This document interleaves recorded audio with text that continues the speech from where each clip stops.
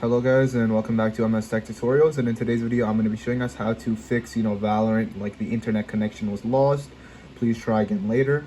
So for this fix, the first thing you guys can do is simply just try restarting your PlayStation or Xbox, whatever you're on. Just go all the way to the end, go ahead and just click on restart PS5, and once you do that, check to see if it fixed. If that does not fix, the second method you guys can try doing is, instead of using a Wi-Fi connection, just use a LAN cable instead.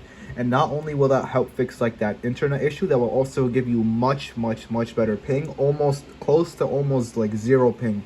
It will be very beneficial. That's something I always recommend. It's honestly 10 times better than a regular Wi-Fi, like your Wi-Fi. And yeah, you should definitely have a LAN cable. And then the third thing you guys can do is simply just close the application and then just reopen it.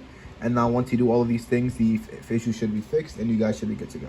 So yeah, that is it for the video. Thank you guys for watching. Make sure to give it a thumbs up, subscribe to the channel, and have a great day.